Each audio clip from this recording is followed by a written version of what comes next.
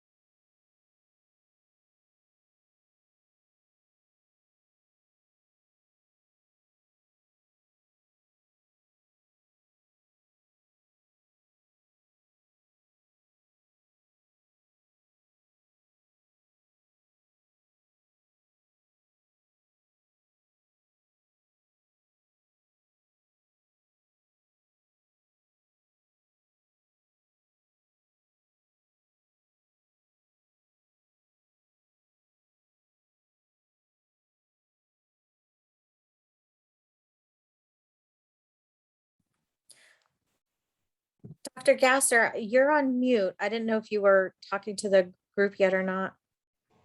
Thank you. I was just trying to make sure it was recording. Thank you. Well, welcome, everybody. It's good to see you. Thanks for the tech assistance, Dr. Sohalian. It's good to see you. We're 66, 67 strong tonight, and I'm sure some other folks are still filtering in. So we'll go ahead and get started, and I'm just so glad to see you all and have you all with us. So just a quick hello from me. So I'm Dr. Gasser. I'm the program director, but I want to just turn things over to our dean.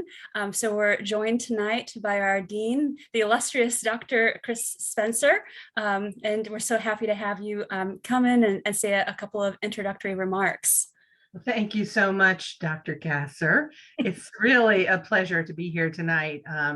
I don't know if you all know this, but I'd say this is the premier program of the university these days. There's so much demand for it, and the students that are here are so excellent that it's really a great pleasure for me to welcome you all here on this night where you're going to honor members of your cohort who are very excellent colleagues. And it's just really an outstanding amount of work that you all do to an important work in the counseling area.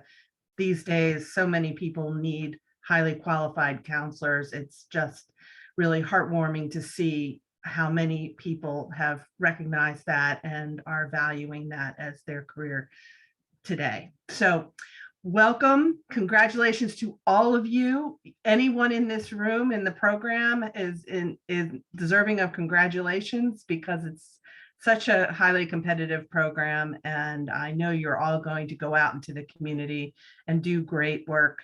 And those of you who are alumni and guests, you are wonderful and represent us in the community. We really appreciate all that you've done and the work that you continue to do. So thank you for Courtney for having me have a few minutes to welcome everybody. And I hope to see you all in person at some point when it's comfortable and safe to do so. So I'll just hang back for a while and listen. Thank you. Thank you so much, Dean Spencer. We appreciate it. And tonight's about all of you. So we have we have our students, current students with us. We have alumni with us. We have the Lassen family with us, or as many members that could make it tonight. And of course, our faculty. And this is a big celebration. So I know some of us are new to the program this year, some of us are not. This is something that we do every year. And so tonight is about presenting the Lassen Award. We'll also be giving some program updates. And then, of course, we'll move into the latter portion of our program, which will be focused on our alumni panel, where you get to hear from alumni who are out there, who are rocking it in all different kinds of ways and have built upon their education at University of Baltimore to meet their career goals.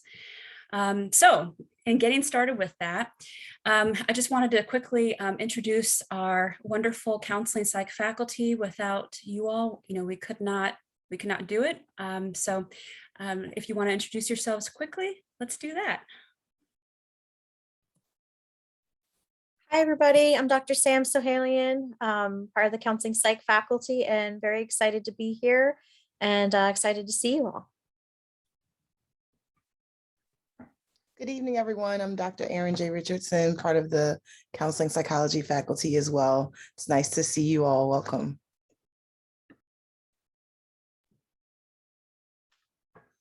Hey all, Dr. John Donahue here. Good to see you. Great crowd tonight, and congratulations to our Lassen awardees. And also looking forward to a great alumni panel afterwards.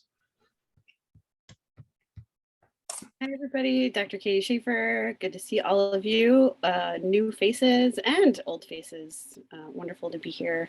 Looking forward to it, and congrats to our Lassen awardees too. And so we are 5 strong. So again, another mark of how the program has grown. I know that that we've been different in number in earlier days, former days. So thank you to all the counseling psych faculty. I'd also just like, again, to say thank you and a warm welcome to our Lassen family members. I see David Lassen, yeah, he's giving us a wave.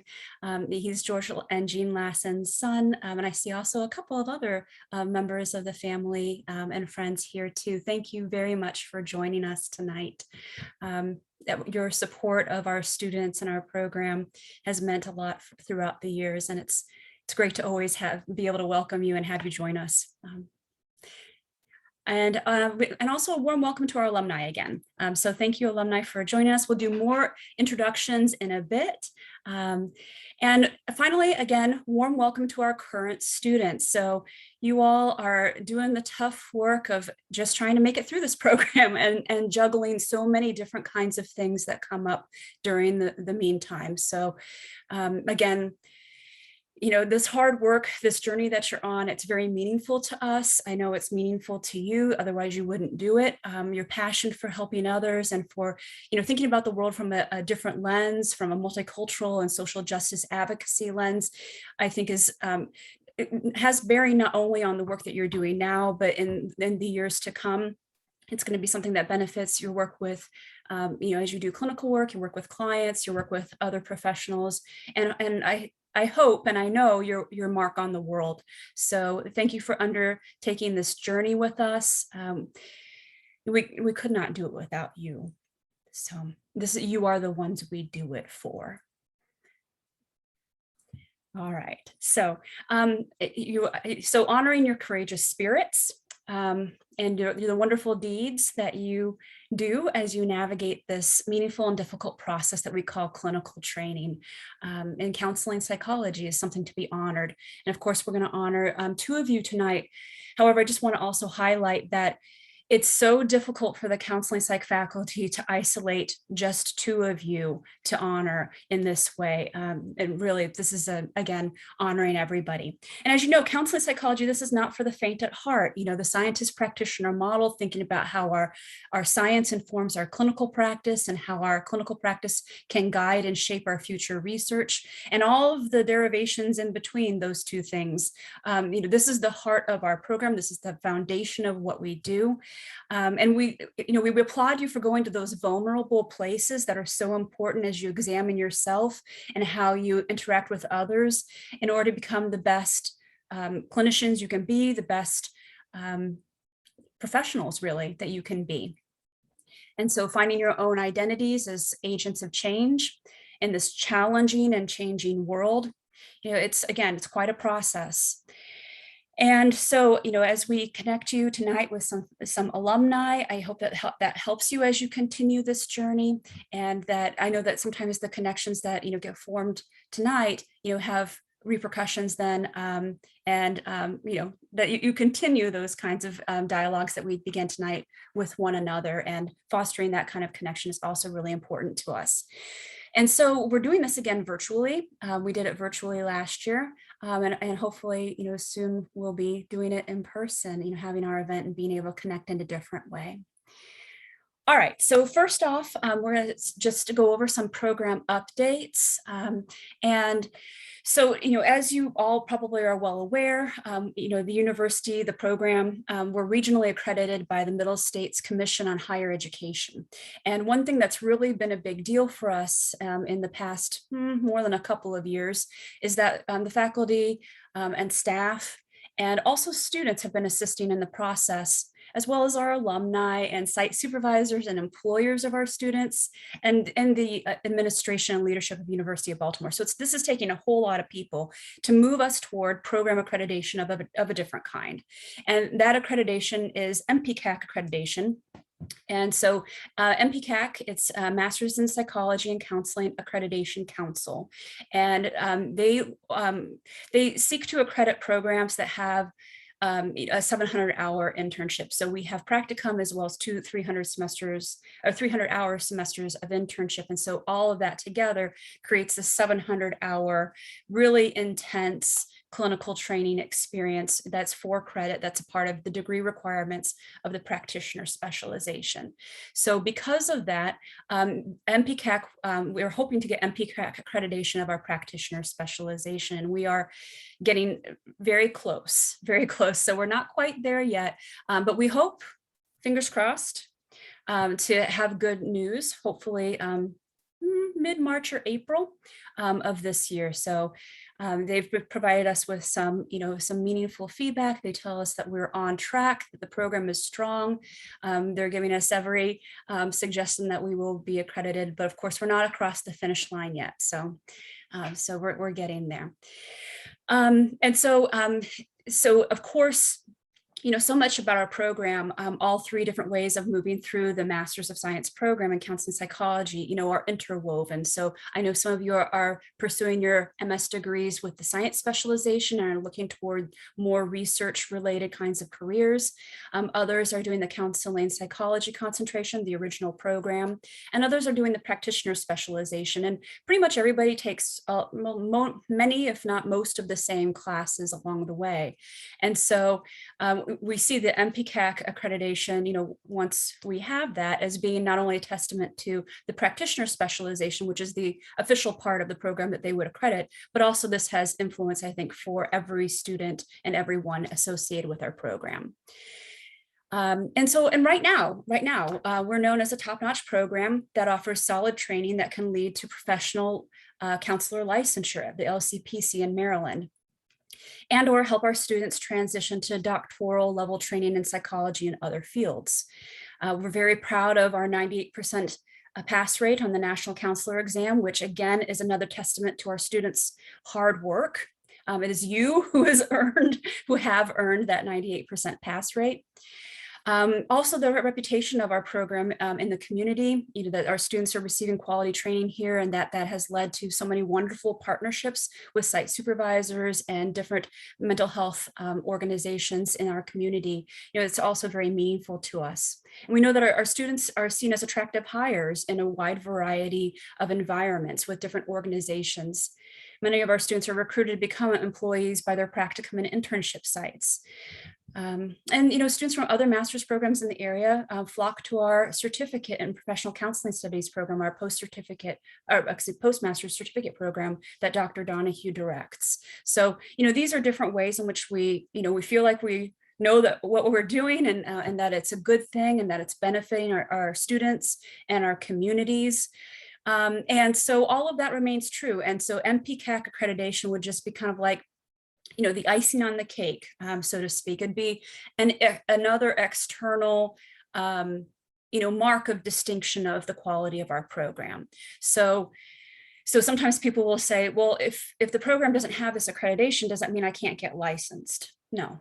No, that's something that's true now, that will be true later. Into the foreseeable future, we still know that our programs courses have been pre-approved by the Maryland Board of Professional Counselors and Therapists as meeting their academic requirements for LCPC licensure. So that's true regardless. But again, the external stakeholders, as well as internal stakeholders, like all of us, the MPCAC accreditation would add further distinction to the quality, of recognizing the quality of our program.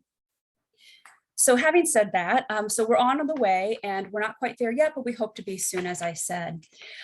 Something else that is a part of accreditation is regularly communicating to everybody, our stakeholders, so internally and externally, about how the program is doing. And so in August, I sent out, it's beginning of August, so if you're wondering, when did that happen? It was, via email at the beginning of August, I sent out a fairly detailed report summarizing survey results from various stakeholders, people involved with our program, and that was giving us an idea of, how are we doing from different perspectives, as a program, because of course, serving our students and serving and being able to see our students do well as employees, as at their clinical sites, as practicum intern students, all of this is very important about then how we measure how we're doing and what it is we need to do differently in order to be, continually improving ourselves and what we are able to deliver to students. So the program regularly sends out 5 surveys. And it's, again, all these 5 surveys are about to, they demonstrate how we are doing as a program to support student learning and development. And again, seeking feedback about how we can do training better, essentially.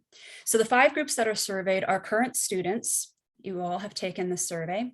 Students who have just graduated from the program. So this would be newly graduated students, so new alum, really.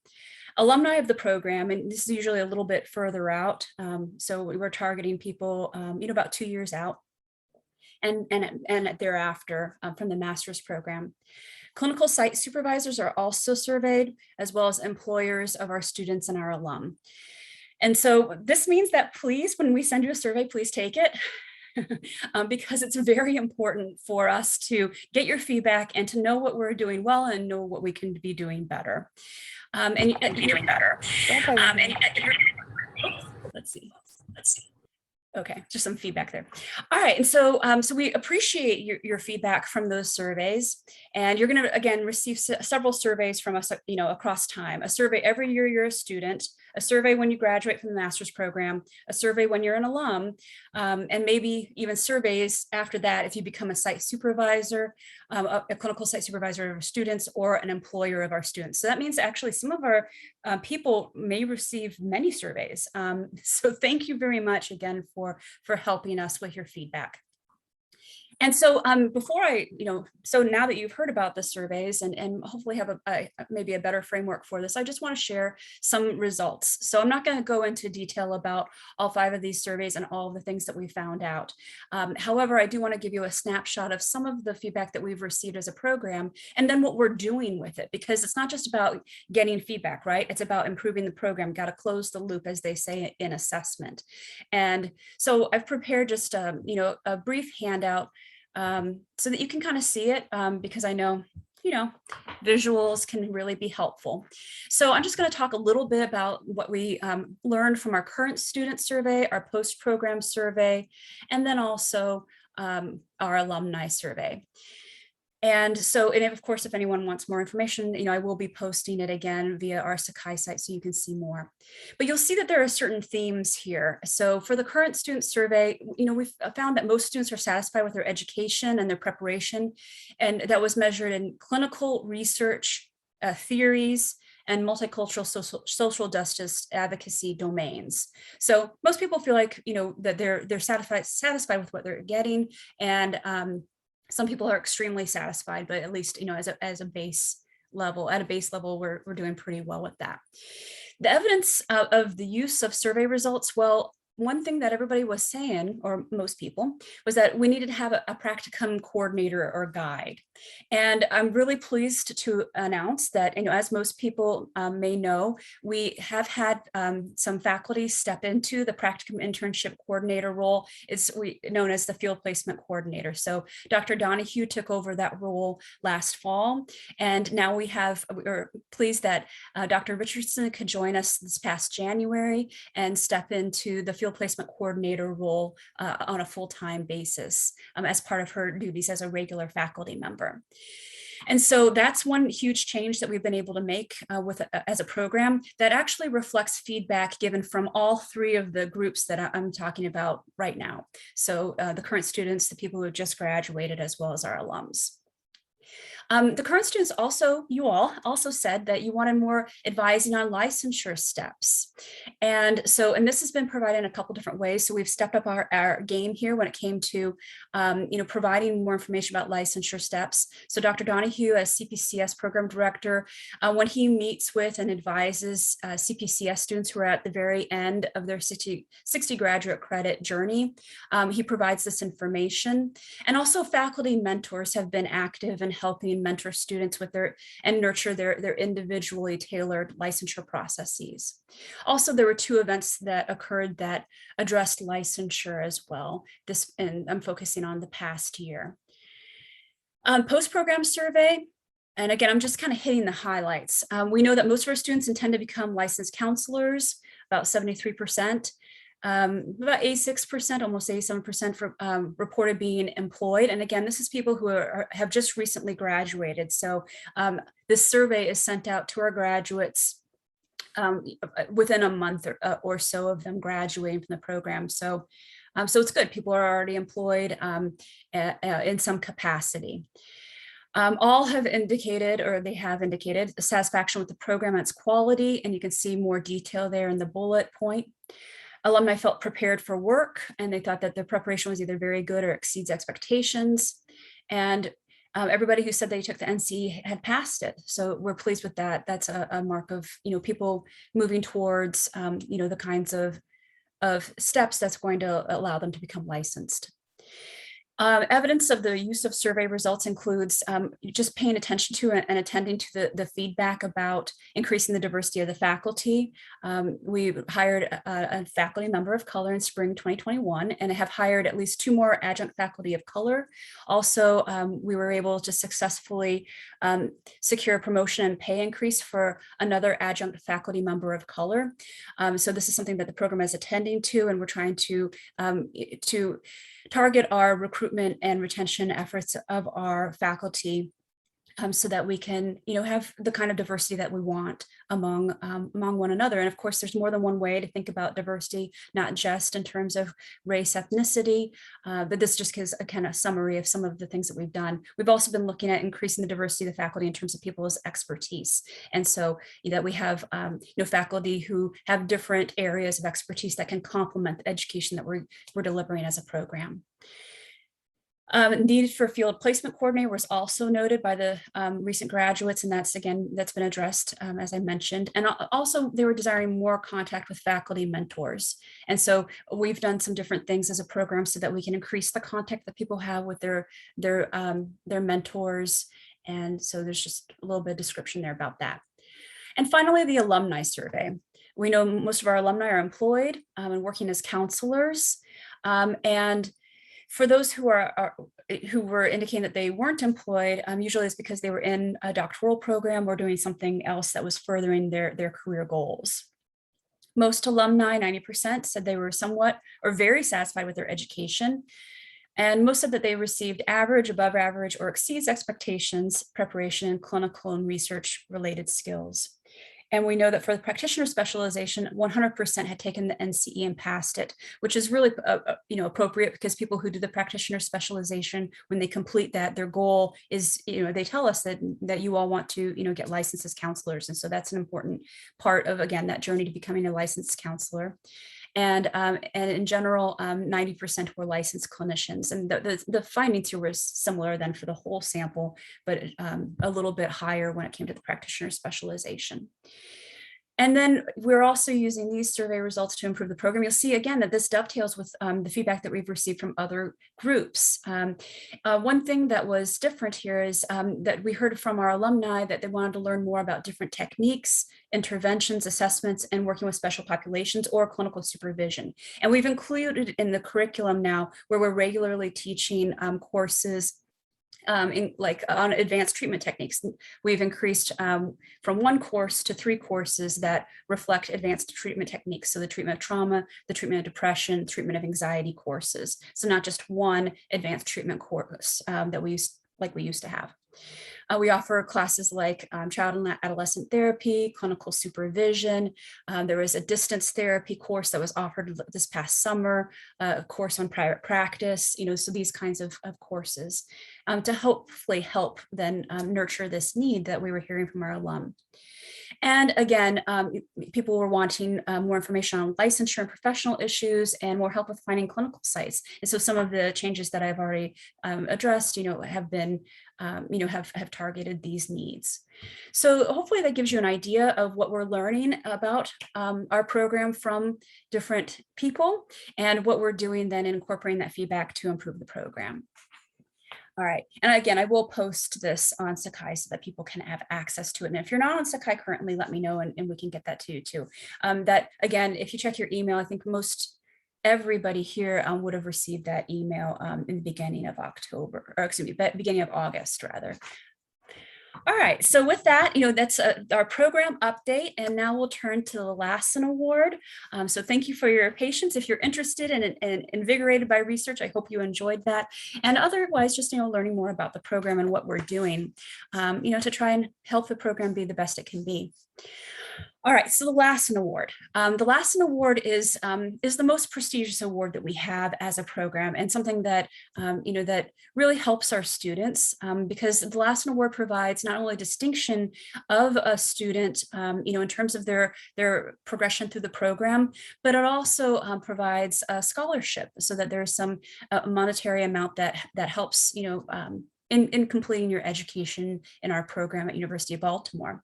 So the Lassen Memorial Scholarship is awarded annually to up to 2 students. And the students have demonstrated academic excellence. They're successfully juggling the competing demands of school, work, and family. And they're preparing for a professional future as a counselor or counseling psychologist. And so, as we think about the award, it's important to reflect on Dr. George Lassen because it is he who who we're honoring today too, as we think about the award and our students that we are honoring, as well as his wife. So I want to just say a few words about them. So Dr. George Lassen, he was a professor of psychology in our program, in our department for years. And so, he was very influential and led our program here at University of Baltimore. And he had a very deep and abiding concern for his students. He cared deeply about students who would become future practitioners in the field of counseling psychology. And he also cared about the integrity of the discipline of counseling psychology. He was able to do something that I think is very difficult for people to do today, in that he was able to be a remarkable professional in so many different ways. He was a teacher, clearly as a professor. He was a scholar, and he was also an accomplished and skilled practitioner. He had a private practice alongside his leadership of our program. And he was also a devoted family man. So it's still, again, that ability to balance both professional as well as personal realms, and to really pour his heart into, the things that he loved and the people he loved so much. And he clearly attained a balance among the many roles in his life. He always encouraged students to pursue their career aspirations. And he also did so while reminding them not to forget about nurturing the other components that are necessary for having a rich and fulfilling life. In talking with one of his colleagues, Dr. Alan Greenwald, Dr. Lassen was a very special man with enormous energy and seemingly limitless visions of psychology in the future, and he acted on them. We were pioneers in every sense of the word. There was a group of activists led by George, that really got things moving in the political arena. And what that then meant was that Dr. Lassen helped establish certification of psychologists in the state of Maryland. It used to be that psychologists had a primary role as assessors. And so actually psychologists weren't providing psychotherapy, which seems kind of crazy these days because there is such a marked role for psychologists in providing psychotherapy. But because of people like George Lassen, and especially because of George Lassen in this state, his efforts helped to bring about clinical practice rights for psychologists in Maryland and beyond. And because previously the people who were providing psychotherapy were psychiatrists. The Maryland Society for Consulting Psychologists was one of his accomplishments. And that group was responsible for establishing referral services for people who were looking for mental health clinicians. And he almost single-handedly set that up. But above all, the things that he did in order to help psychologists gain practice rights then led to, his leadership in securing practice rights and privileges for counselors as well. So, this had a trickle-down effect that affects your future. I mean, it has paved the way for your futures as clinicians, here and beyond. So in wrapping up my remarks about George, he energetically served our students and our program here at University of Baltimore. His students remember him as a man who was sincerely interested in their professional and academic development. He patiently guided and unfailingly encouraged his students as they struggled to maintain the often difficult balance of academic, career, and family responsibilities. And I know many of you live that every day. And moreover, he's remembered as a man who demanded academic excellence from his students, and he got it. It's fitting that the scholarship established to honor the memory of Dr. Lassen and his wife, Jean Lassen, should be awarded to students who represent the qualities that Dr. and Mrs. Lassen valued and so ably exemplified. So when Dr. Lassen died, his colleagues and friends and family established this scholarship in his memory through the University of Baltimore Educational Foundation. And then when his wife, Jean, died shortly thereafter, the Lassen children made an additional bequest to the university and renamed the award in honor of the memory of both of their parents. Thank you. Thank you for your support of our program and our students. And through this award, this fund, the Division of Applied Behavioral Sciences is able to award an annual scholarship to 2 of our students now. So it used to be that we would only be able to honor 1 of our students, and the award has grown so that we can now honor 2 of our students, which is wonderful because we definitely have at least 2 students to honor every year. But of course, so many more of you are excellent as well. So to be eligible for this, you have to be enrolled in the Master's of Science program in Applied Psychology, Counseling Psychology. Applicants must have completed between 12 to 36 graduate credits here at University of Baltimore, can't be elsewhere, toward this master's degree. Applicants need to be enrolled at the time of application and have earned a GPA of at least 3.5.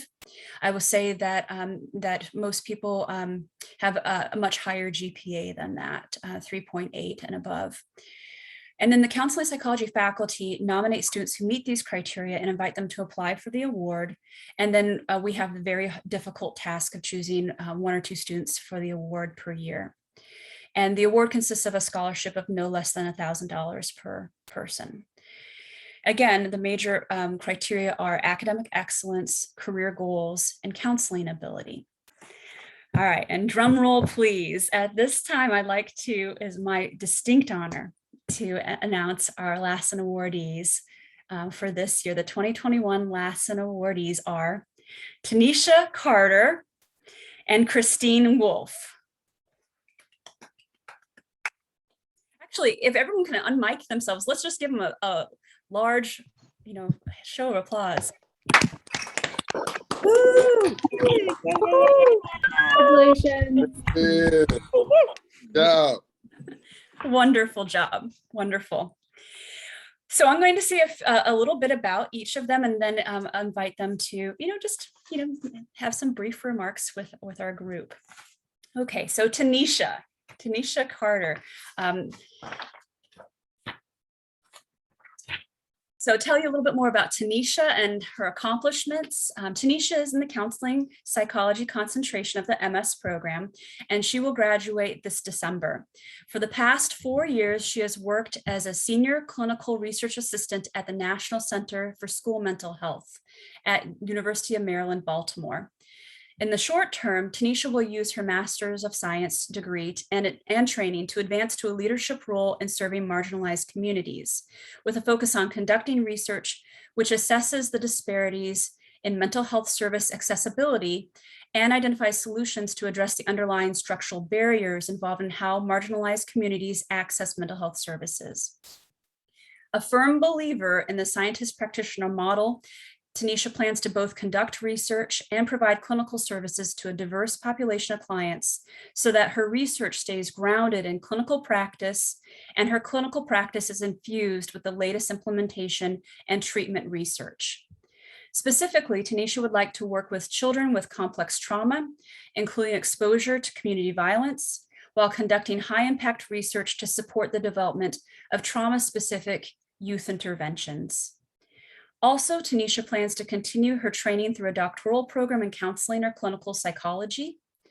Ultimately, Tanisha intends to open a mental health center that provides culturally appropriate, evidence-based services to individuals from disadvantaged communities. In 10 years, Tanisha hopes to be an active member of the research community, working to reduce barriers that may prevent underrepresented groups from engaging in mental health treatment and research. Congratulations, Tanisha Carter. And actually, I'm going to stop there for a moment. Tanisha, would you like to say a few words? Sure. Thank you, Dr. Gasser. I am really honored and humbled to have received this award. I want to thank those who have helped me write those essays, some of those who are on the call right now. I want to thank my colleagues, the Lassen family for even making this award possible, and as well as the UB faculty for supporting me throughout my journey these last 2.5 years. I am truly grateful, and I am very much looking forward to using all of the skills that I learned in this program to apply into my counseling practice. Thank you, Tanisha. Again, congratulations. You deserve it. All right. Yes, Tanisha, you are a rock star. Echoing some of the comments in the chat. All right, and our second awardee is Christine Wolf. So let me tell you a little bit more about Christine. Christine graduated from the Counseling Psych concentration of the MS program in August, and she's now finishing up licensure requirements in our postmaster's program, the Certificate in Professional Counseling Studies program. After completing the CPCS program, Christine's short-term plans are to earn her LCPC. I know she's well on her way to meeting that goal. She plans to continue building expertise via specialized trainings in working with children from birth to 5 years. This is an often underserved population, and so it's particularly meaningful to focus on this expertise. Christine is passionate about intervening at both micro and macro levels and helping children and families who have experienced trauma, working with clients through individual, parent, child, and family counseling, as well as reaching the larger population through publishing articles to help parents learn best practices in raising children who have experienced trauma, promoting resilience in their children and managing their own traumas. Indeed, Christine has been building clinical experience with these groups, has written parenting skills emails, and has created parenting curriculum and workshops, and has submitted parenting articles for publication in local magazines. I know that she's also continuing her work with research so she can reach a broader audience. As a trauma-informed yoga practitioner, Christine is working to provide trauma-focused, or trauma-informed rather, yoga trainings to other counselors via a 6-credit continuing education course that she's developed. Currently, Christine is an adjunct psychology professor at Howard Community College, and long-term plans include applying for a full-time position as a professor while continuing to maintain her work with clients. Congratulations, Christine. Would you like to say a few words?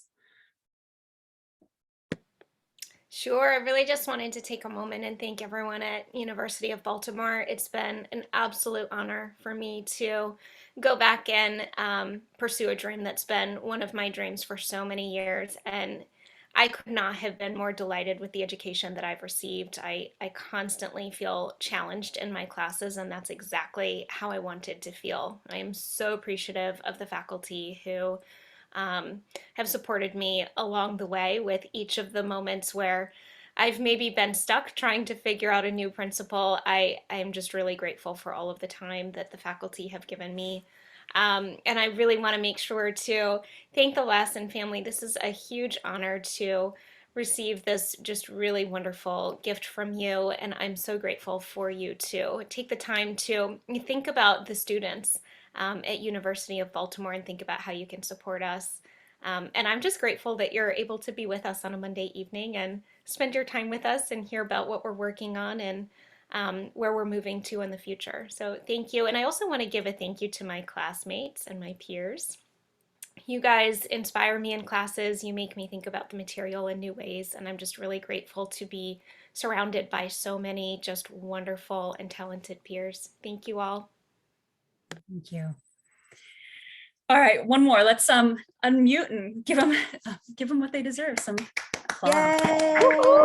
Yay! Happy for you guys. Great job. Yes, congratulations, Tanisha and Christine. You are among our best and brightest, and it is our distinct honor to be able to, honor you tonight. All right. And so with that, that concludes my remarks. Whew. All right, that's enough from me, and we'll transition to the alumni panel. All right, hi again. I am so excited to introduce our alum to all of you, and so grateful that they've all agreed to be so generous with their time and be with us this evening. I will share a little bit of an intro on each of the individuals who are here with us this evening, and then I will let you all add some more to that if you'd like. All right, so tonight we have Desiree Ducharme with us. Desiree is an LCPC, the owner of Serenity Springs Counseling, LLC, and a contract therapist and internship manager for True Life Change, LLC. Desiree has been working in the mental health field since 2013, providing a range of experience from direct care at the community level to residential recovery treatment.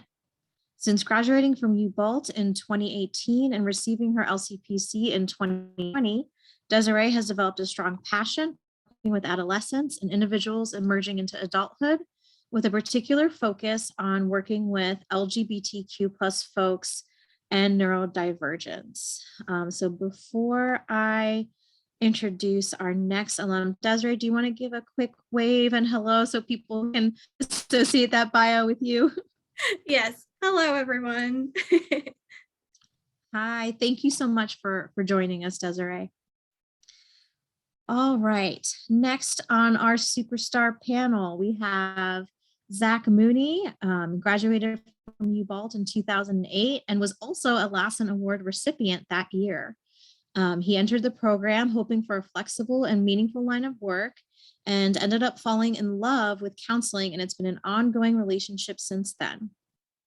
He's worked in community mental health in Massachusetts and later in Hagerstown, Maryland for 5 years, all outpatient, and then opened private practice in Frederick in 2012. He works in Frederick, seeing approximately 25 to 30 clients a week outpatient in a space shared with 4 other colleagues.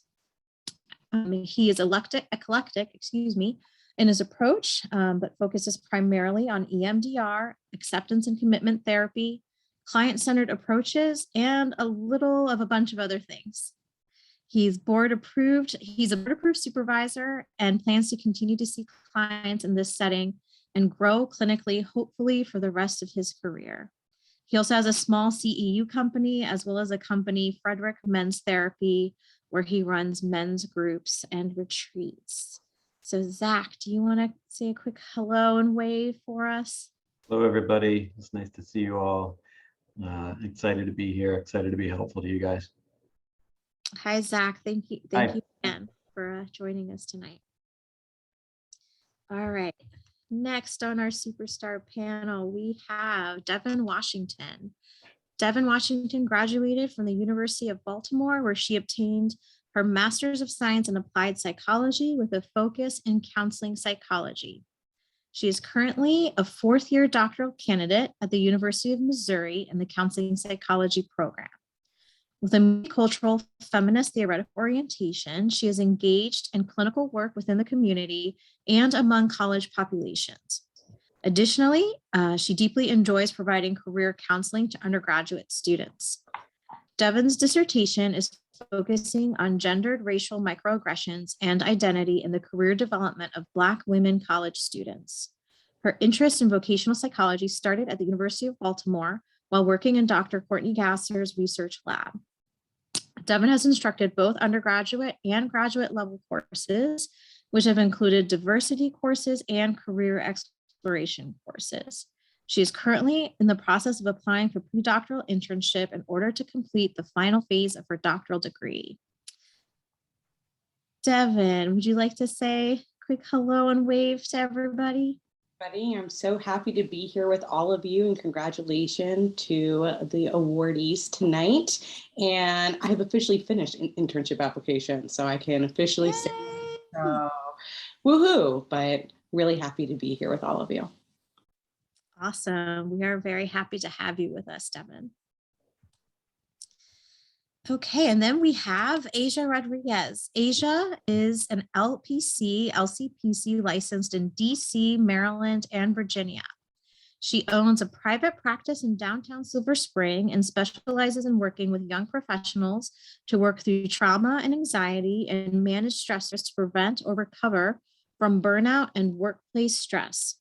Asia has a passion for supporting career-oriented professionals with finding and maintaining work-life balance and living a fulfilled, meaningful life. She graduated from the University of Baltimore in 2016.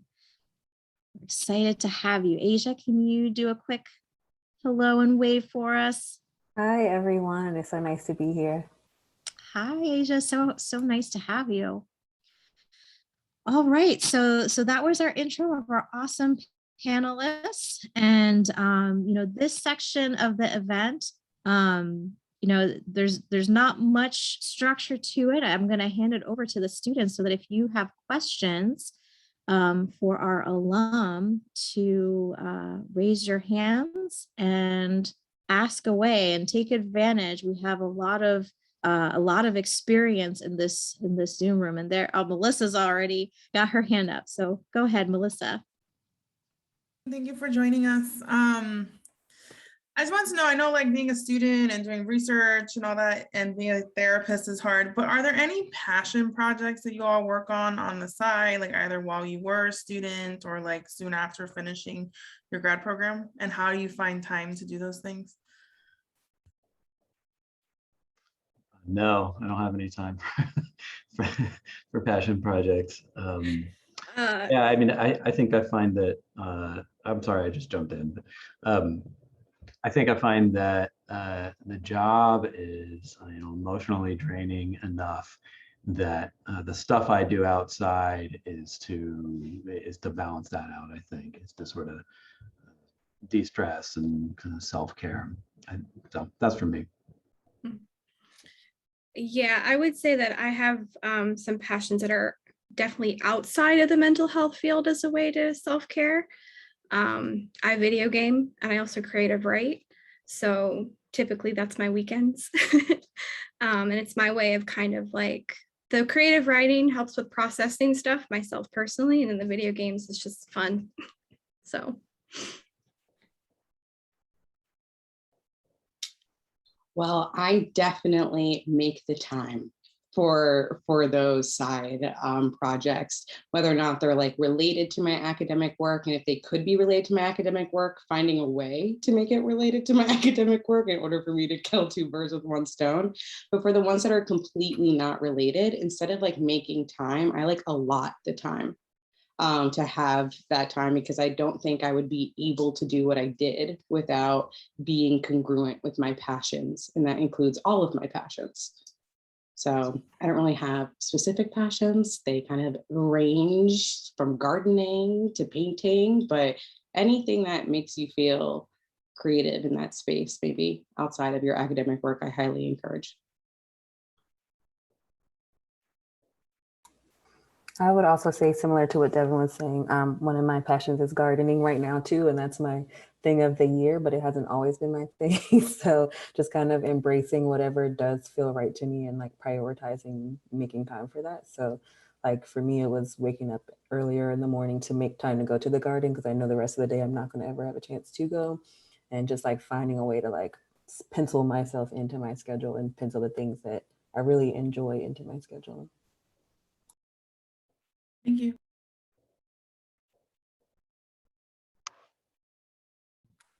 All right, I see Amelia's hand.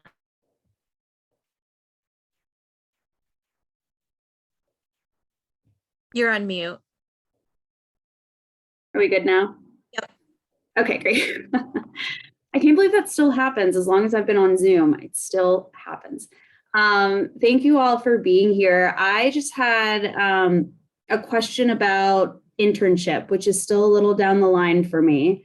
But I'm hearing there's a plethora of jobs once we're out there and done with the program, but it still sounds like it's pretty difficult to get into an internship or a practicum just to have supervisors take us on. So I'm curious about any of your experiences when you're in the program and any strategies or good tips you have in order to connect with the kind of supervisor, the kind of environment that you wanted to work in internship or practicum. I could probably answer it. So my experience with the internship was, I did have to interview for a couple of different places. But then once I found somewhere, I asked if they were open to me doing every hour there, like all 3 semesters, just to kind of at least have that backup in case they, in case someone else was like, no. If someone did say yes, that was probably my like go-to. And also I started with making sure wherever I was offering like to look into for myself, also had a schedule that worked for myself. I know that I am not a morning person. So if they were like, you have to show up at 7 o'clock in the morning, it wasn't gonna work for me. So like those kinds of things. And as far as the rest of it, I actually am the person who hires our interns. So I will say that it is, on that end, it is hard. I want to give every single one of you a space. That would be my dream.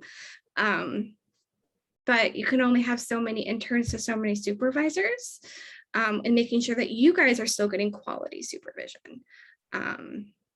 So that is the hard part there. I do believe that it's out there. Sometimes it does take a little work.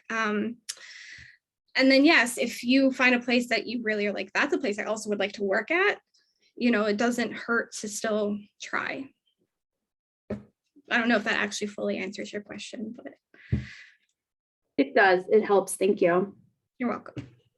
I wanted to add to that question too, because I had an interesting experience with internship where I thought I was going to be at the same place all 3 semesters. And then like midway into the first semester, they're like, oh, well, we got grant funding for our actual therapist and we have to be able to have enough clients for them. So we don't have any clients for you. So you'll have to find somewhere else to intern.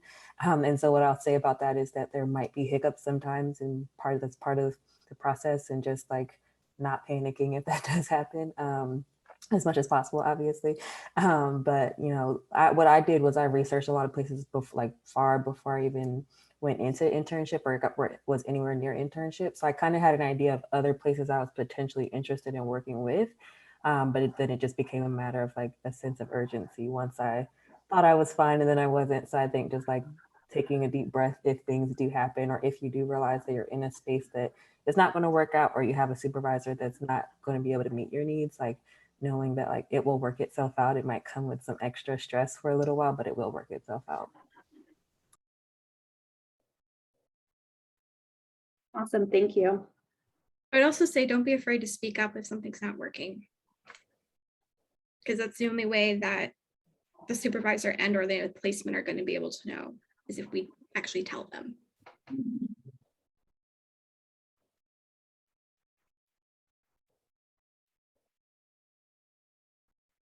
All right, thank you. So up next, I see Autumn has a hand up.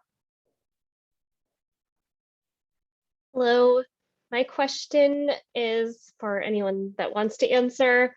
How did you know what population of people that you wanted to work with? And it's kind of two parts.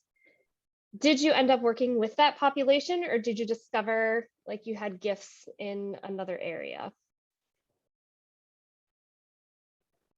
Oh, I can definitely answer this.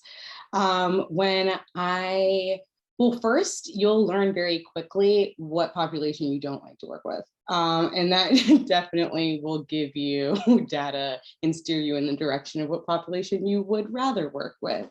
So I think kind of testing different areas would be like get more diversity in your experience would really help figure out what you like. However, in my kind of journey, I really thought that I was really going to love working at like a community agency and was kind of a little bit not so excited working with the university population in the middle of Missouri and really found out that I absolutely love it. I think that the identity development that happens during that time and that age, and also the career exploration part of it as well, I realized that like that was my my niche, and I felt kind of guilty because I really wanted to work at a community agency and really serve maybe underserved populations. But then I realized like this is what my gift is, and I can also do both. So I really try to also serve my community in outreach ways while also really engaging in my own clinical work. But it's a journey, and you'll be surprised by what you're good at and what you actually end up liking. I definitely echo the idea that you have to try working with a lot of different populations. I think for me, the journey was as a man working in the counseling field, you get sent a certain population. So for me, it was just the people that other people were sort of afraid to work with. It got sent to me, and from there, we worked with everybody. I'm sorry, I'm trying to develop more coherent answer here, but sort of echoing the idea that try a little bit of everything, and I think what you end up loving will probably be different than what you expect. I think for me, it was a population that wasn't being served. I got sent a sort of scary, possibly aggressive, risky clients, and sort of developed a passion for working with them. If I can think of a better answer, I'll come up with a better answer. But yeah.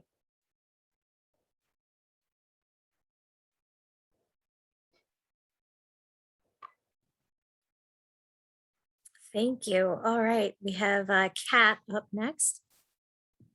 Hi, everyone. I have a question actually pretty related to Autumn's question.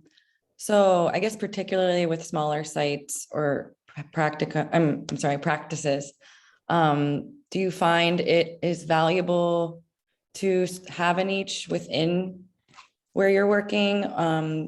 Or do you feel like it's more important to have people working with you that also share the same populations? If that makes sense. I think I worded that in a way that makes sense. Would you say that again? Like in choosing a place to work and choosing for internship or later on down the road, do you find that it would be more valuable, not more valuable? I guess I'm asking your thoughts on having sort of like a niche population versus working in a space where everybody kind of has similar populations they work with. I think if you're asking, would it make more sense to work in an environment where there is a diverse set of clients and problems and ages and populations versus a niche area, I would say the first thing. Really, because the counseling process or learning to be an effective therapist is such a personal journey that you're sort of on that journey, and I think through that work you're sort of discovering yourself, and you probably discover more if you work with different types of people.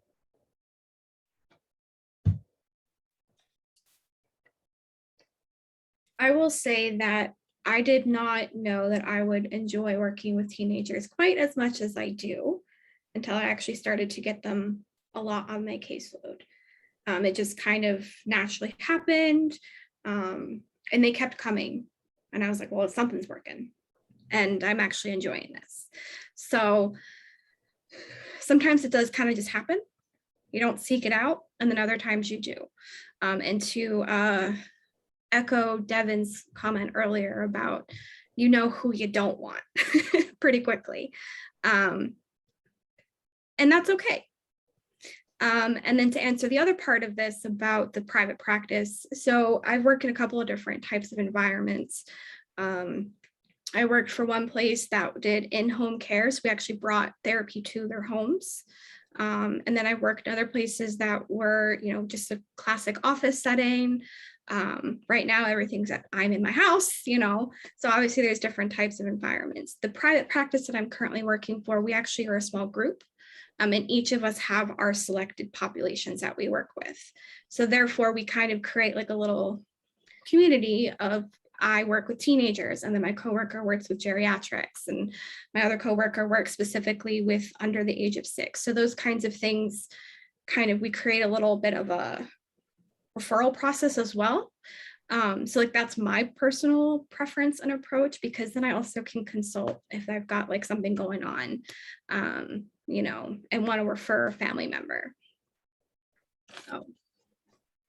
I would add too, I think there are pros and cons to both working in a space where everyone specializes in the same thing versus working in a space where everyone has different areas of expertise. I think the pros to working in a space where everyone specializes in a specific thing, like a DBT center or a place for anxiety, that type of thing, is that you'll be able to be really good at what you do. But I think on the other hand, working in a space where there's a variety of expertise. So for instance, I worked at a place where we all had experience in training in trauma, but some had experience with eating disorders, or also with psychosis, or also with whatever particular thing. And while many of our clients had similar presenting challenges, if something else did come up, we were still able to rely on each other to get the support of what to do next, or to refer out if we needed to. But we all had the same basic understanding of, or the basic training and expertise in trauma, but we could narrow it down even more by the other things that they specialize in. So it comes with pros and cons in both ways. It really just depends on where you feel you thrive more in, really, what type of setting you feel like you can thrive in.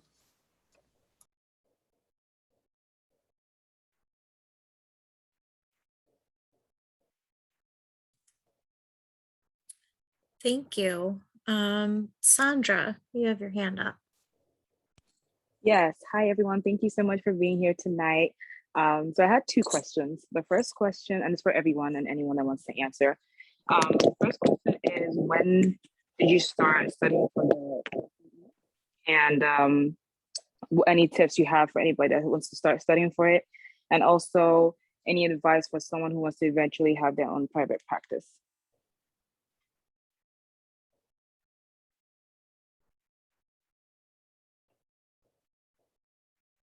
Thinking about the private practice one, I'll have something for you in a second. I want to sort of think about what advice I might have to give. Okay. I think the only off the top of my head advice, although I probably have lots and lots of advice, but I think the only off the top of my head advice is not to jump into private practice too quickly. To maybe get some experience, however much, and I don't know if there is a set amount of experience that is the right amount of experience before opening a practice, but maybe not jump in right away.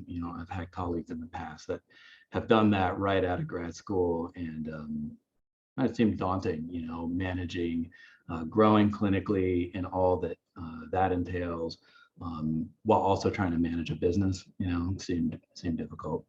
And you tend to have less support, less sort of emotional and clinical support around you in a private practice setting. And you really need that, I think, or at least I did when I was getting started. But if I can think of anything else, I'll speak up. Thank you. I would also echo the same advice. Having literally just opened my private practice about 2 months ago. I don't know that I would have been in a place to do that right out of grad school. There's a lot of clinical training that you still, as much as UBALT is amazing and gives you so much stuff, there's still stuff that happens that you don't have experience yet in. And so it can be really helpful to do that when you have a supervisor readily available to you, or even just other clinicians who have been in the field longer than you readily available. Also networking in general. I now have quite a lot of people that if I'm like, hey, when are you available for a case consult, and schedule some time with them. And it's, very helpful for me. Getting a private practice as far as the actual just on paper LLC name, it's pretty simple. But it's all the other work that goes along with it that is a lot. And so if you are someone who that's hard to manage already as is, I would say kind of maybe doing that after a couple of years. Thank And you. then also, you're welcome. And then also to answer the question about studying, I think I started studying like the May or June before when I was scheduled to take mine in like a November. Yeah, thank you.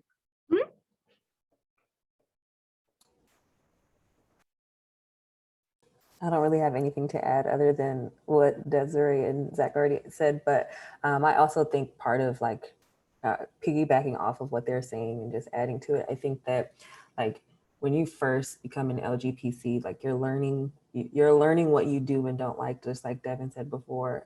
You're kind of, like strengthening that skill set, really figuring those things out. And I think sometimes in general, even if you are a seasoned therapist, if you go into private practice and you're just starting in private practice, you're learning and figuring out things too still. And maybe even like I have worked with a lot of different populations and enjoy working with certain things, but in private practice, I don't want to do those things because it comes with, again, this level of isolation and less consultations, et cetera. So I think that just is even more reason to take your time with the private practice or starting out doing it on the side or whatever else before you actually jump into doing it full time, because so many people like either feel like they have to take everyone that comes to them or feel like they have narrowed it down too much. And so it's like finding that perfect sweet spot for you of who do I feel most fulfilled working with that I'd want to continue working with forever in my private practice. Just to put an even finer point on it, I was just thinking about this. On Friday, I was in court for a client having asked the court for an emergency or an extreme risk protective order because the client threatened to go buy a gun and kill himself with it. And so I filed this and that was cool. And I was glad that I was able to do that and the client's okay and everything. But man, I can't imagine doing that like by myself my first couple of years practicing. It was really intense and really scary already, but being on my own for something like that in the beginning would have been really overwhelming.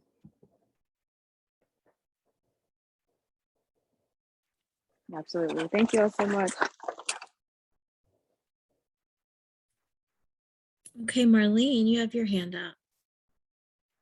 Hi, this is just a general question for everybody, but how did you prepare yourself when starting your internships, like knowing what you would want to apply from what you learned and how to even like go about that per se? Because I know at first like we read that we want patients to like us and stuff, but like how do you know at least where to start with what you want to do?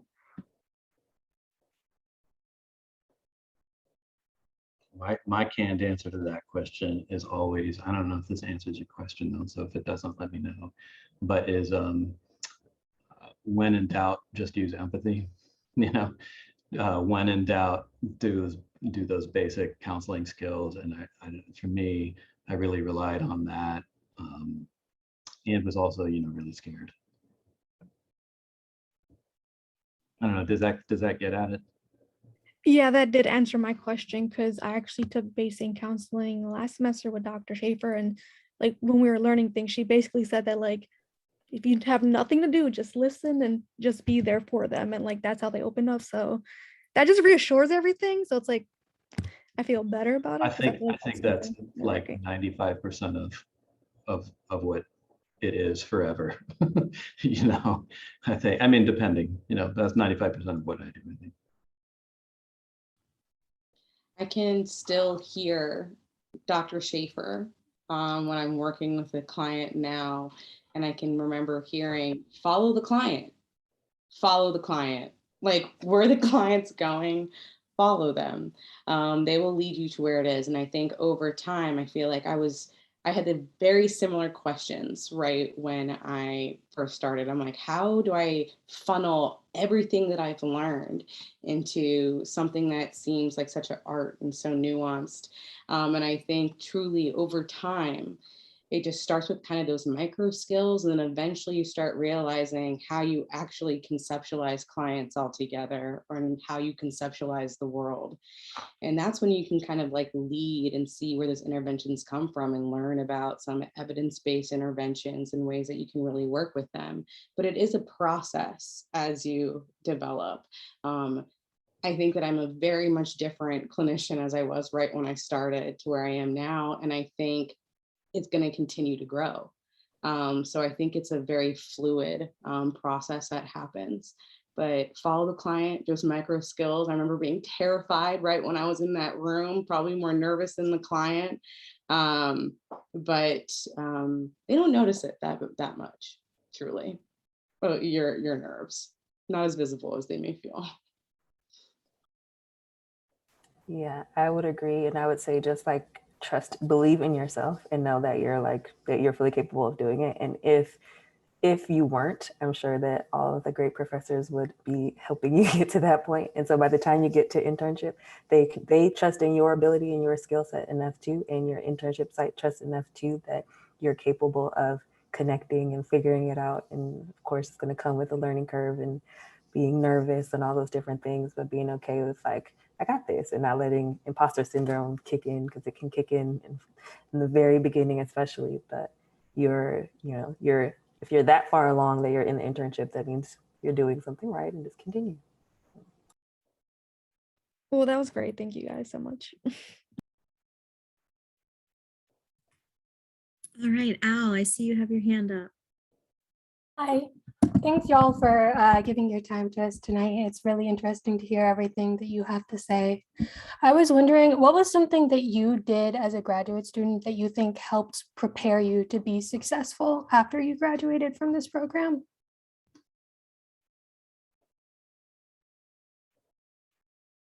Could you repeat that last part of the question? I'm sorry. What was something that you did as a graduate student that you think helped prepare you for success after finishing the program? I have one word. It's just relationships. Build those relationships. These people are here to support you, to build you up. I say this every single time, but I would not be where I am right now without the faculty at UBalt.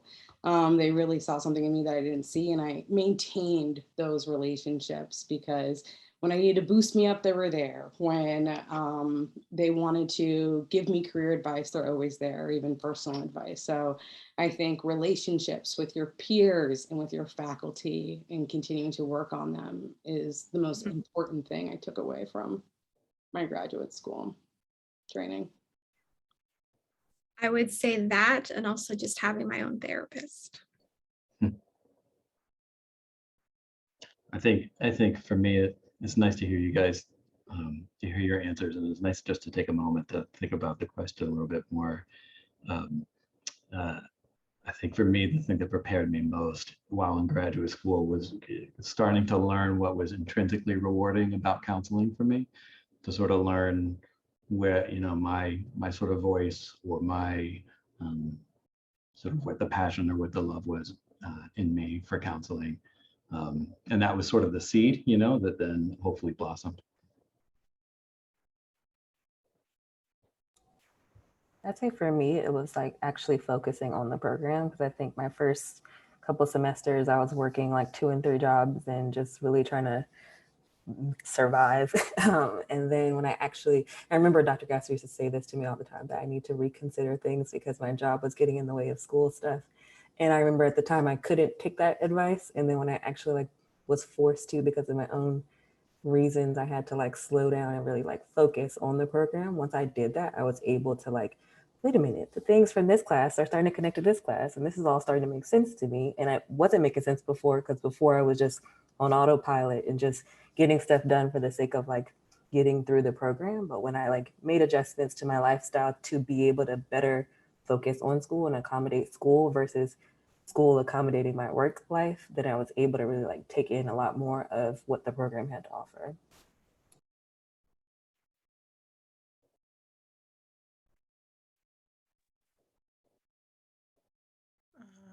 I'll go. Sorry, was everyone done? Yeah, go ahead. I was checking too, so go ahead, Melissa. What was one thing that you wish you would have known before you started this program?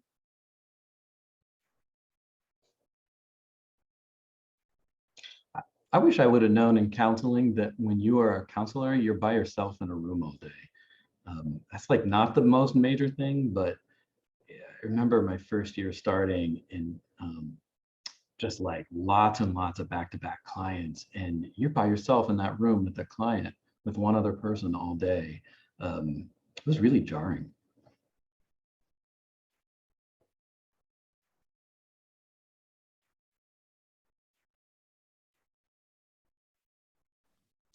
It's okay to ask for help, and it's okay to say no. That's what I wish I learned way earlier. And that's not even necessarily about UB, truly. That's really about my doc program, but I think that's still good advice. Yeah, I think to kind of echo and piggyback off that, it's just the overall professional boundaries. Not to say that UB didn't teach us that, because I think my ethics course was wonderful. I had it with Dr. Schaefer. But the overall professional boundaries that are more nuanced within your settings, because there are going to be some things that might be okay within one type of area that's not going to be okay with others. And sometimes you don't know that until you're actually there and in the moment and going, oh shit, I have to make a decision here. And so kind of having that mental preparation a little bit, don't be afraid to ask questions about it.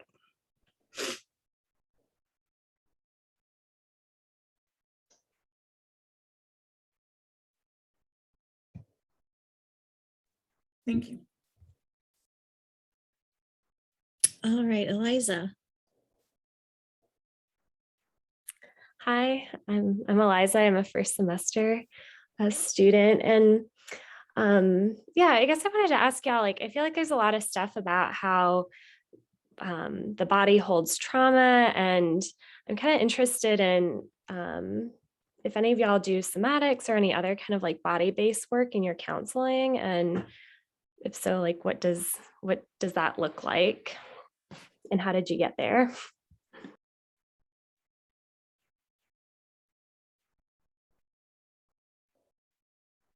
So the closest I get to that, it doesn't really count. But in EMDR, the body is a really central component to the work, right? So there's there's sort of a script you follow in the protocol as you're preparing to start reprocessing with somebody. And the last thing you always say to them is, where do you feel that in your body right now? And whatever they answer, I feel it in my chest or my throat or my back or whatever. You say, okay, I want you to notice that feeling, go with that and let whatever happens happen, right? But the reason I think that that's the last question is because it's understood that that's maybe the most important one. But I don't work with somatic experiencing or other modalities like that.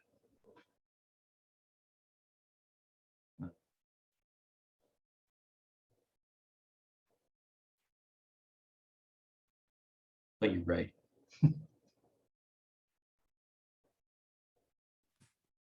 I'd say for me, I don't necessarily practice like somatic experiencing per se, but I definitely encourage all of my clients, even not just trauma, but like anxiety and things like that, really noticing what's happening in their bodies, because so often we think that therapy is just emotions and thoughts.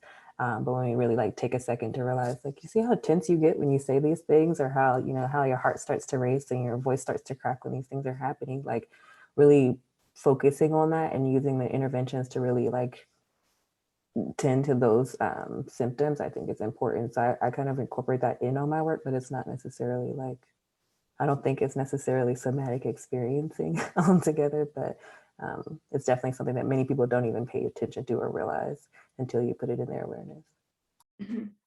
I don't know if this is fully in relation, but having working with people that are neurodivergent for the past year and a half, I see a lot of different bodily expressions, such as stimming within the autism population. And sometimes, I guess, what I know about them, to me, I don't have to point it out because it's just part of them. And some of them already have a lot of anxiety about that. But what we do learn and do together in our sessions is when certain types of stimming behaviors happen, when certain subjects might come up, and that's when we point it out.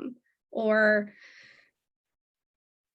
maybe they do have trauma history and we're processing it. So there's going to be certain things that their body might start to do that they have to raise that awareness to. I think that I'm just answering your questions. Do we teach, or does UV or do grad programs teach polyvagal theory now? Is that a thing now?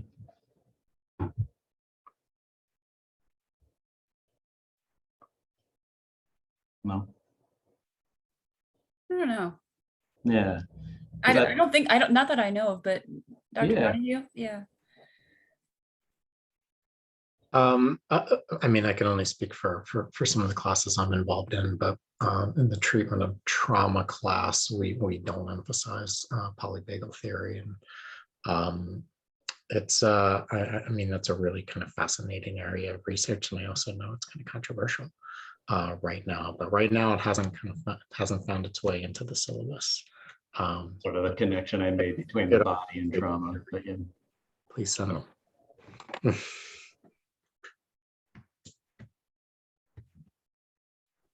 What's the controversy? I mean, I know that's not what we're necessarily here to discuss right now. The hypothesized biological mechanisms and the extent to which kind of some of the theories are, you know, grounded in observation. Thanks.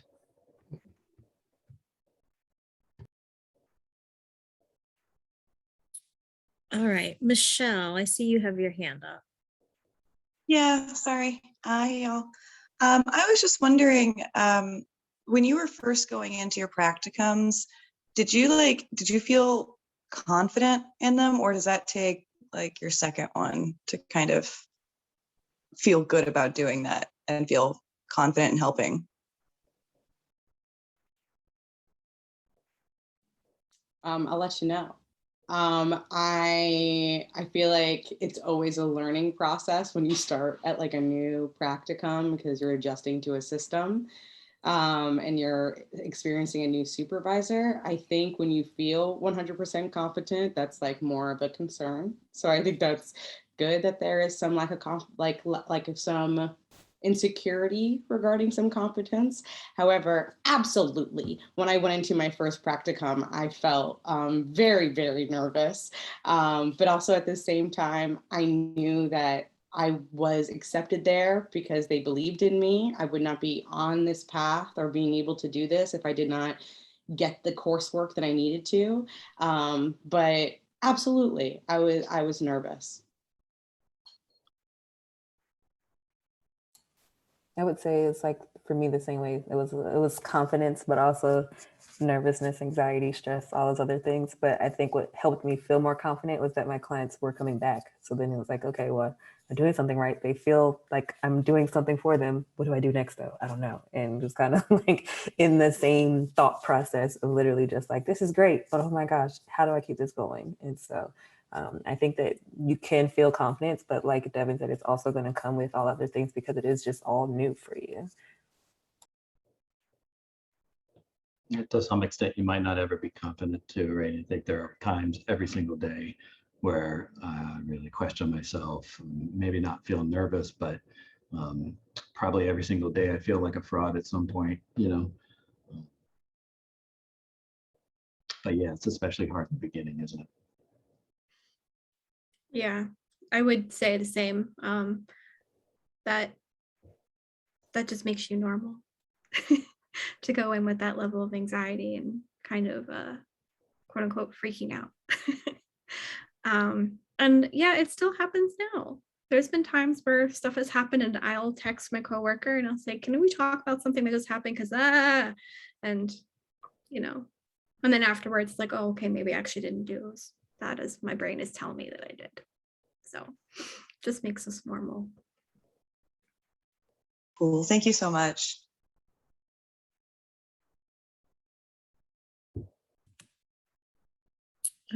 Andre, I see your hand is up. Yes, I want to go back to the question a little earlier. I think, I'm not sure, it might have been, I'm not sure. The question is, you're in a room by yourself and you've been in the room and you're seeing patients. What do you do in between patients? How much time is there between your first patient, your second, and your third and subsequent patients? And how do you refresh? Because being in a room in the same chair, do you get up, do you walk around, do you do stretches? How do you manage being in a room by yourself for, I don't know, how many hours a day? Because I think my hiney parts would be fall asleep. Yeah, that's what happens. That's my question. Oh my, yeah, you know. I will say that pre-COVID, I definitely would get up and leave my office and go walk around. When I was doing in-home care, I would purposefully take a break in between because I was driving around all Baltimore County and do things like going into Target just for some, you know, even if it's just to walk around. I don't know, Target always made me feel better. You know, whatever that break looks like for you, I definitely say do it. During COVID, I have 2 cats. So during my breaks, I tend to go and like play with them or cuddle or those kinds of things. Definitely walking away from the screen helps. I would say it also largely depends on the setting that you work in. And I worked in community mental health. Like at one point I had the choice to like make my schedule the way I needed and put breaks in between. And then at another point it became, you need to schedule people back to back because we have too many people to schedule these types of breaks in between sessions. And that ultimately didn't work out for me because I need, if I'm working with heavy trauma things, I need a break. And so I think when you're in private practice, obviously you can make your schedule the way you see fit. So if you want to put 30 minutes in between clients to be able to walk around and do what you need to do, you can do that. But other settings might have other people putting people on your schedule, so you don't have that chance to really like make the breaks the way you want to. But what I would say is that even if you work in a setting that might be like more demanding or more specific about the way they want you to do the schedule, I find that still getting up, walking around, eating something, doing something that just like, even if it's just for the 2 minutes in between before you get the next client or log on to the next client if you're doing virtual, like prioritizing that, because it can, like if you're seeing a lot of people back to back and don't get a chance to get up, your body starts to feel that over time. And kind of just knowing like how many clients can you see back to back before you really need a break, because sometimes, again, depending on what setting you're working, you might see 6 people back to back and other people are like, I'm not doing more than 3 back to back before I take a break. So depends on the setting, depends on the person, but whatever setting you're in, just make sure you prioritize what makes sense for you too.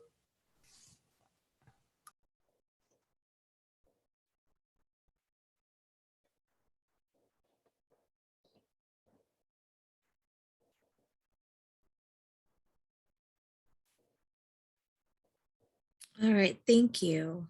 Sandra, I see your hands up. Yes, hi, I'm back again. I think I have two questions again. First question is, so I know we're doing rewarding work. I know we're doing work that's very important from people.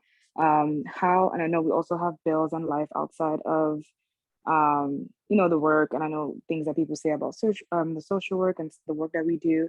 How do you guys advocate for yourself financially? Whether in private practice or working for another practice, how do you advocate for yourself financially? And how does that tend to work? And the second question is also, I know, people's trauma is depending on the nature, it's not fun, but how do you do this work that could be seen as mundane and repetitive, as enjoyable and fun, if that makes sense?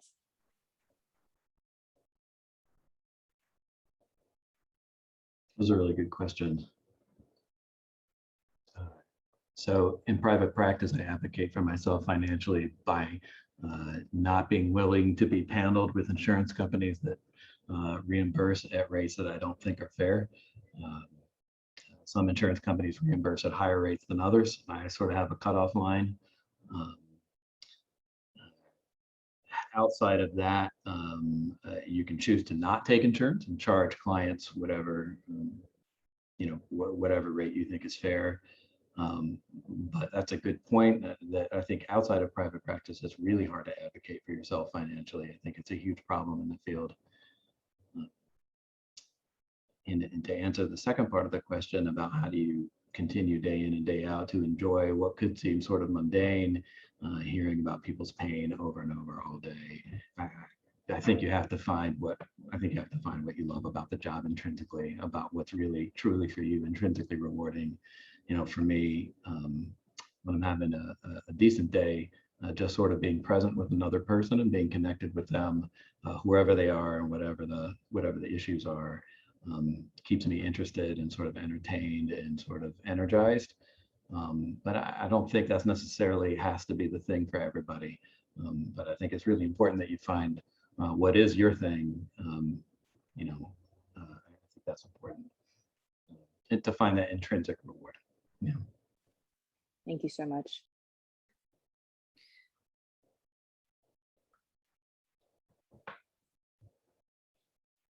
I would also add to that, for me, the times that I found the work mundane or repetitive and things like that were when I was like reaching burnout. And so for me, it's like being aware of yourself and aware of like, am I doing things that are too demanding or that are too stressful or that are too boring, that are not making me feel fulfilled at the end of my workday? If so, what do I need to change about that? And I found that once I like made lifestyle changes, but then also focused or changed the population that I work with, or focused on the population that I really enjoy working with, then it never feels like mundane to me. It feels more like, okay, this feels good. Even if after a long day of doing work, I'm exhausted because of just exerting energy all day, it's never felt like I can't stand this and don't want to do this anymore, or this is getting repetitive to me. So I think like it really just goes back to like finding what feels most fulfilling to you. I've worked in a lot of different settings before finding that working with young professionals who, that my whole niche, before getting to that point, I worked in a lot of different settings where I was like, actually, I don't like this, I don't want to do this, and transition to another space or transition to working with different populations. So, and then, like I said, having experienced burnout or close to burnout, compassion fatigue, I think really just being aware of your own signs of that. And one of the biggest signs of that is the lack of like connection to the work that you're doing. Mm-hmm.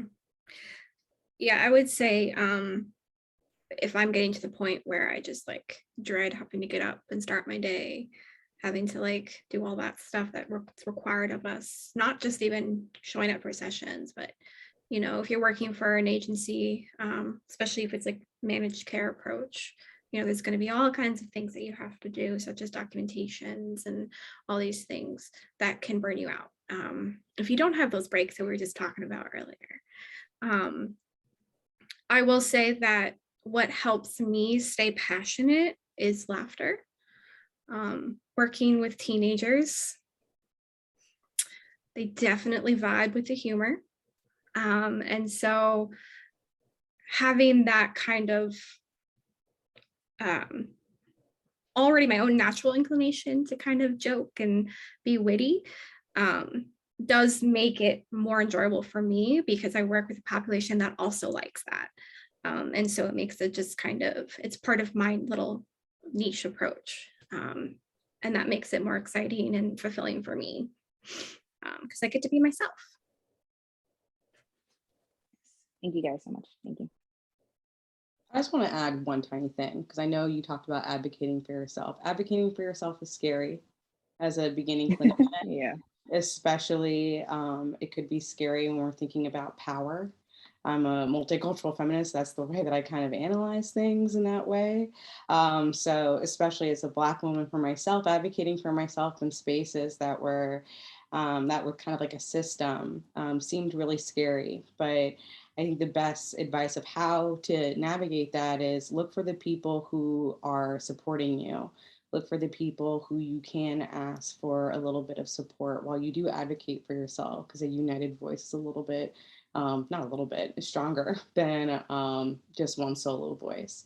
So just making sure that you have your support system there when you do advocate for yourself. Thank you so much.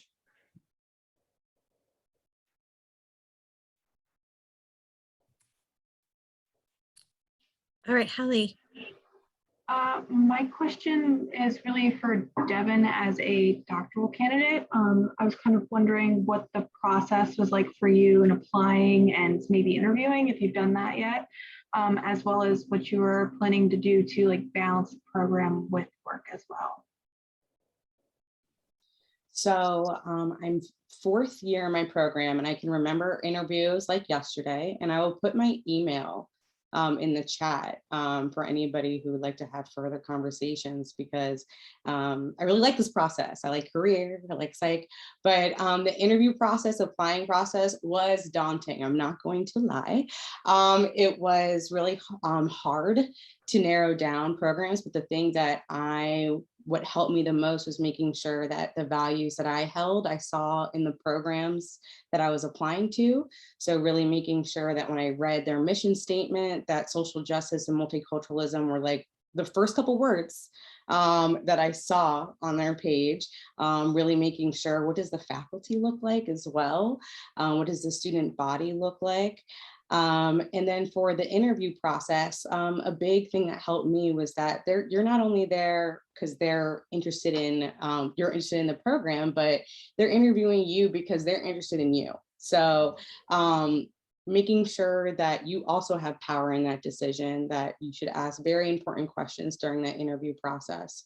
But it is scary, but it was also really fun. It was fun to connect with other students. There's still people that I still talk to that I saw on some interviews and traveling around the country, but I know it's probably on Zoom this year, but maybe you'll be able to travel a little bit. But it was fun to connect with some people.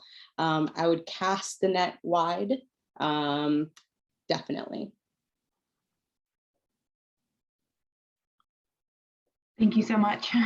Help, ask for help from the faculty. That's my other thing. Ask for help for the faculty. They're there to support you.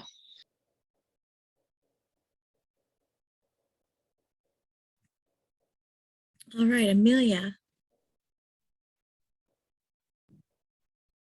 So I was curious about everyone's theoretical approach and orientations, because I'm a first semester student, so I'm just starting to learn about the different approaches and try to figure out what I, as a future clinician, am most drawn to. And actually in my personal therapy, I think that Zach practiced acceptance and commitment therapy. And through my personal therapy, I've found it to be something very effective for myself. So I'm curious to like turn that around and use it as a clinician. But I also recognize that is not something that everyone is going to love. So I'm really open to like learning about various theories that I can integrate, because everything's not going to work for every client. So for anyone that wants to talk about it, I'm curious, what led you to maybe a main approach? Why do you like it? And anything on that note.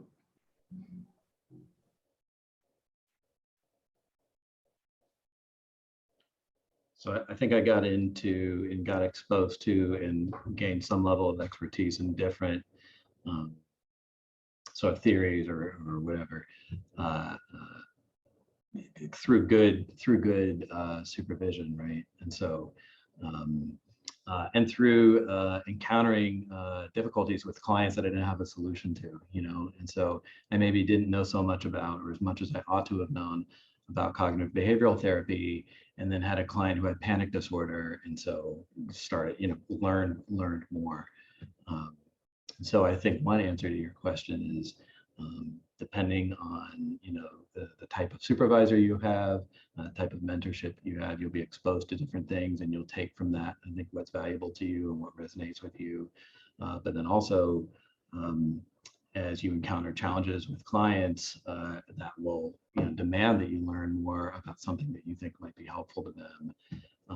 Then I think it's also to be really active in, that's the other part of how I've come across different ways of practicing the different theories, and that's how I came across ACT, was that you just sort of hear about it in the field, and if it sounds interesting, then you just sort of follow the scent. You just sort of follow that. I don't know if that answers the question really fully or not, but there's sort of different ways I got to different things, and some things stick and some things don't.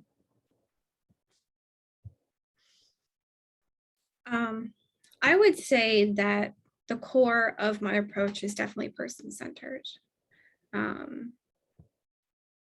My personal view, whatever word, it's getting late, my brain stopped working, is that I treat the person. That's my personal approach to it, is I'm treating the person. So within that, I will also be very integrative, and I will take what fits best for the client and do my own research and making sure that I'm doing everything that works best for them. Again, because the population I work with, sometimes majority of that stuff comes from DBT skills. A lot of it's about distress tolerance, emotional regulation, overall improvements in their own mindfulness, and just listening to themselves and boundary setting. So I guess DBT asterisks is also my approach. I would also agree that it depends, or where you kind of develop and strengthen your theoretical orientation is through supervision in the setting that you're working in. I've worked in some settings where you could only use evidence-based practices, and so therefore they're going to put a lot of emphasis on evidence-based practices in the supervision and the training. So I've been trained in acceptance and commitment therapy, cognitive processing therapy, CBT, all those things. But I think as you also are figuring out which population you want to work with, then it becomes more like you kind of lean more towards certain things and have an interest in learning more about particular symptoms or interventions or approaches. So I think a lot of it will come from your experience, which is why, going back to what we said earlier about not necessarily jumping into private practice right away, because also part of strengthening that theoretical orientation is being surrounded by others who have that expertise or that skill set in a particular approach. I don't think I kind of solidified my theoretical orientation until the last year and a half. It's been quite a process, but I really think about theoretical orientation very in a way where you kind of conceptualize your client from a certain theory, but there are different interventions that you could use from that framework. So I feel like the main question which helped me get to where it was how do I actually view the human experience? How do I actually view healing? And that kind of helped me figure out what my overarching theoretical orientation. But then the interventions that you use could be used from many different other ones, but still conceptualizing the client from the same theoretical orientation. But I think it took a very long journey for me to get there. And it wasn't until kind of my supervisor with very deep conversations kind of helped fine tune with that theoretical orientation, or told me what they saw in the room. What does this look like? You fall back on conceptualizing clients in this way. So therefore you are more leaning into one theoretical orientation. So having kind of an open discussion, but I think it is a long journey until you really, and who knows if I'm still gonna, I think who knows, it might change next year. Who knows? I was going to add to, I meant to say, going to conferences and taking advantage, especially while you're a student, taking advantage of the student price of conferences, because I found that going to conferences was really helpful and just like being exposed to different things. And so, and different presenting problems in itself, like things that I would have never really realized people specialize in or whatever else. And so like either one, using the student discounts, but then two, when you do have do start working in the field, like taking advantage of if your employer covers the cost of attending conferences and trainings, because that way you can really like hopefully not have to pay a lot of money to be exposed to these different things and learn and grow. And so I used to go to the ACA conference every year up until until I had to actually start paying full price and pay myself. Then I stopped going, but I took full advantage of volunteering. Sometimes if you volunteer, you can go for free, but you just have to like help with the registration in the beginning, things like that. But if you know that you're in a place of like, what do I want my theoretical orientation to be, or what population might I want to work with, conferences are a great way to have a whole bunch of professionals in one place talking about what they love to do.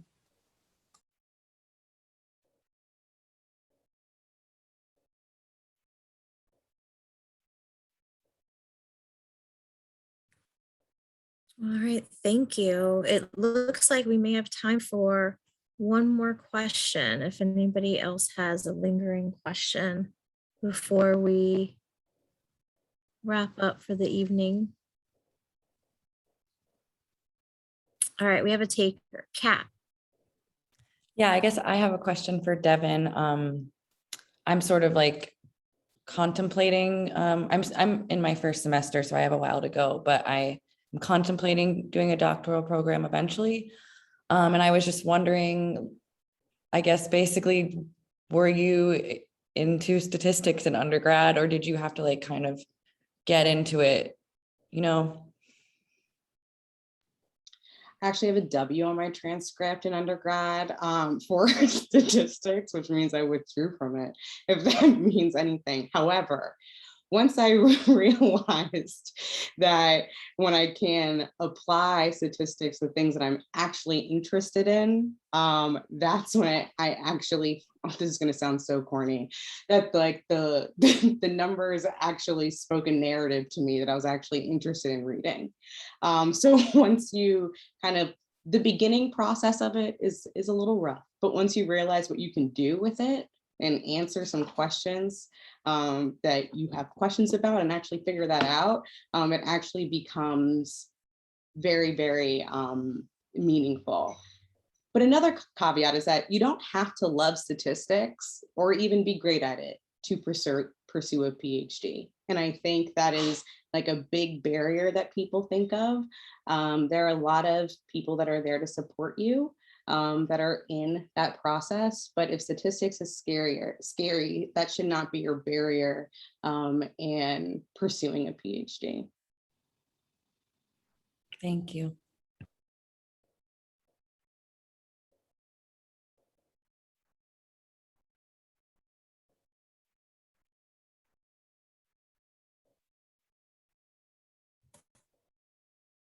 Well, thank you so much. I just want to say thanks again to all of our wonderful alum who spent the evening with us, and you shared a lot of your experiences and your guidance to help our students. So thank you again for being here with us. I don't know, Dr. Gasser, if you wanted to say any final remarks before we sign off. I think I've said enough. It's wonderful to hear from everybody, about your experiences as alum, and great questions from our group. Thanks everybody for joining us tonight. And again, congratulations to Tanisha and to Christine. And yeah, we're almost to the end of this semester, so I hope it goes smoothly for everybody. And again, thank you for your time tonight. It's great to get together as a program. Yeah. Right. Thanks, everybody. Good night. Good night. Bye. Thank you. Thank you again. Good night. Thank you. Nice to see you.